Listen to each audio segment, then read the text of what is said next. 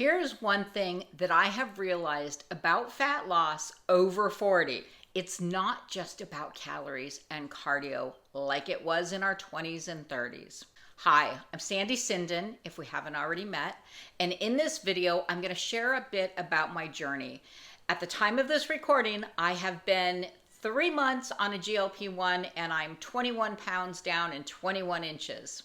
And what I'd like to share in this video is, what does my daily routine look like? I get asked that a lot. What are you eating? What are you doing? What is the best daily routine that you should have when you are on a GLP-1? So let's dive in. The first thing is protein should be in every meal. Now, for me, this was a huge obstacle because I don't really like meat. So I had to find other ways in which I could get protein in every meal. Protein shakes are great. Cottage cheese is great. There's yogurts with high protein that are great.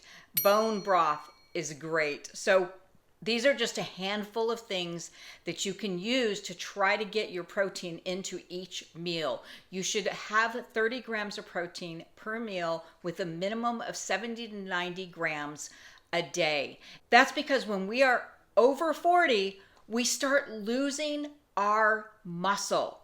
And people talk about that all the time.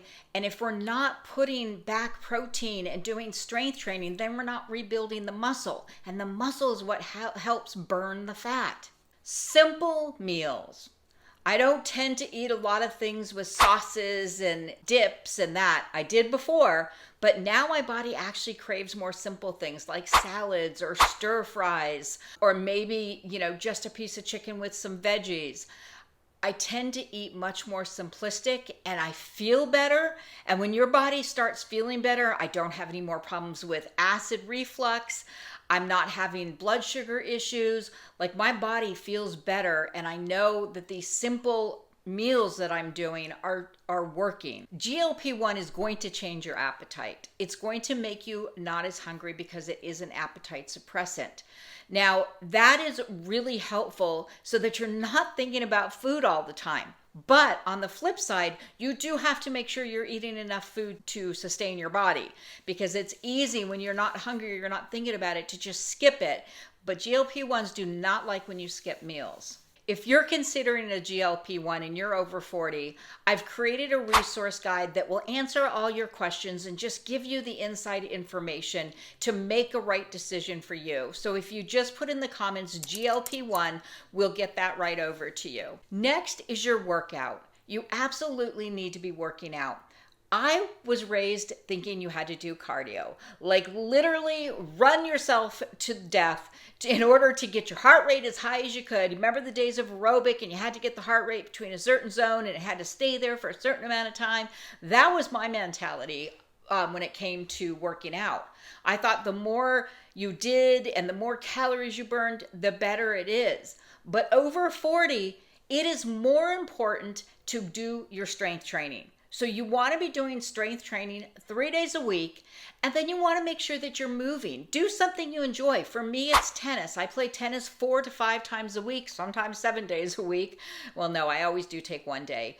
But do something that gets your body moving, whether it's a walk, whether it's playing tennis, whether it's going out with your dogs, whatever it is you enjoy, so that you're moving your body. The way I look at my workout now is about strengthening my body. Not so much about the losing weight, but actually strengthening it, which is why I do the strength training. And then the walking is more just for heart healthy. It's not about this crazy cardio stuff. So what a week looks for me like normally, like I said, it's 5 days of tennis, it's 3 days of lifting, and if I haven't played tennis, I'll go hiking, I'll take my dogs for an extra long walk, and that is as much as I do. If you want to do more, that's fine, but don't get crazy on the cardio. Get crazy on the strength training, but not the cardio. The last piece of this is about your mindset. Make sure that you're loving on yourself. Celebrate the wins. I know that at one point I had lost all my weight and I looked in the mirror and I still saw the fat Sandy. I did not see the 65 pounds that I had just worked so hard to lose. So make sure that you're having compassion for yourself, that you're looking in the mirror and telling yourself how powerful you are, how much you love yourself, how beautiful you are, because that self-talk can really disrupt your ability to lose weight. If you're looking in the mirror and you just keep saying, oh my God, I'm too fat. Oh, look at all this rolls here, or this or that.